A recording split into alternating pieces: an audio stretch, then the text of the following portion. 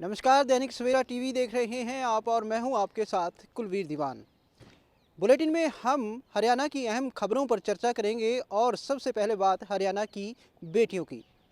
राष्ट्रपति द्रौपदी मुर्मू का आज हरियाणा में दूसरा दिन था और उनका दूसरा दिन हरियाणा की बेटियों के नाम रहा। राष्ट्रपति ने चंडीगढ़ में हरियाणा की बेटियों यानी आशा वर्कर्स और हरियाणा की महिला खिलाड़ियों के साथ संवाद किया और यहाँ पर उन्होंने काफ़ी प्रेरणादायक बातें इन महिलाओं को बताई। इस दौरान राष्ट्रपति मुर्मू ने हरियाणा की बेटियों की जमकर तारीफ की और क्योंकि हरियाणा में लिंगानुपात में एक बहुत बड़ा सुधार हुआ है, लिहाजा उन्होंने सरकार के प्रयासों और लोगों की जागरूकता की भी सराहना की है। आपको बता दें कि प्रधानमंत्री नरेंद्र मोदी ने बेटी बचाओ बेटी पढ़ाओ अभियान की शुरुआत भी हरियाणा से ही की थी। हालांकि दूसरा दिन गुंडागर्दी और लूटपाट के नाम भी रहा। सीएम सिटी करनाल में एक व्यक्ति ने दो पेट्रोल पंप पर सरेआम लूटपाट की और इस स्कूटी सवार व्यक्ति का हौसला देखिए कि महज आधे घंटे के अंतराल में ही इसने दो पेट्रोल पंप पर गोलियां चलाई और वहां पर लूटपाट की।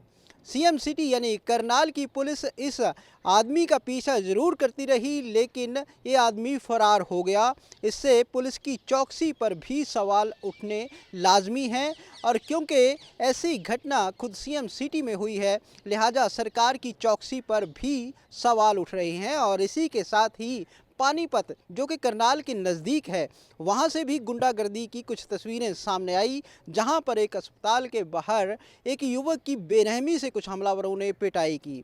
यह पिटाई इतनी दर्दनाक थी कि जो युवक था वो तड़प तड़प कर रहम की भीख मांग रहा था, लेकिन रहम भी नहीं आया और महज कुछ दूरी पर पुलिस चौकी थी, पुलिस भी इस युवक को बचाने नहीं आई। जब इस तरह की तस्वीरें राज्य में सामने आती हैं तो निश्चित तौर पर सरकार की कार्यप्रणाली पर भी सवाल उठने लाजमी हो जाते हैं। और अब बात किसानों की।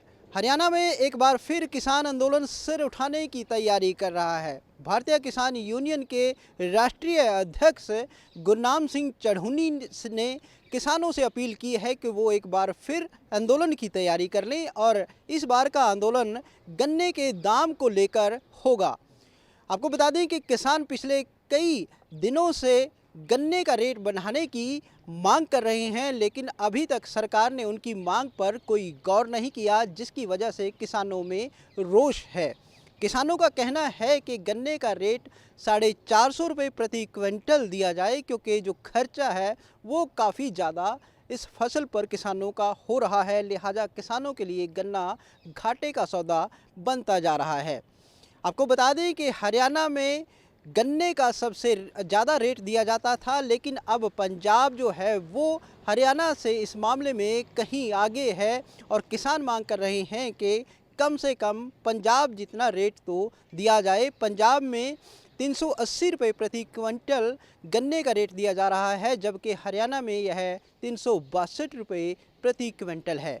फिलहाल किसानों ने चेतावनी दी है कि यदि उनकी मांग ना मानी गई तो जनवरी से किसान आंदोलन एक बार फिर शुरू हो जाएगा।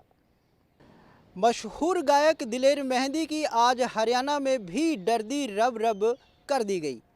हरियाणा के गुरुग्राम में दिलेर मेहंदी का फार्म हाउस सील कर दिया गया, क्योंकि शिकायत यह थी कि इस फार्म हाउस को बनाने के लिए अनुमति नहीं ली गई और एनजीटी की जो नियम हैं उनका भी पालन नहीं किया गया। दिलेर मेहंदी ने करीब 10 साल पहले इस फार्म हाउस को बनाया था और दमदमा झील के पास यह 1.5 एकड़ में बना फार्म हाउस काफ़ी आलीशान लगता है। फिलहाल आपको बता दें कि दिलेर मेहंदी हाल ही में जेल से छूटकर आए हैं और अब उन पर इस तरह की कार्रवाई यानी सिर मुंडाते ही ओले पड़ने वाली कहावत साबित हो रही है। फिलहाल मेरे साथ इस बुलेटिन में इतना ही। मुझे दीजिए इजाज़त और आप देखते रहिए दैनिक सवेरा टीवी। नमस्कार।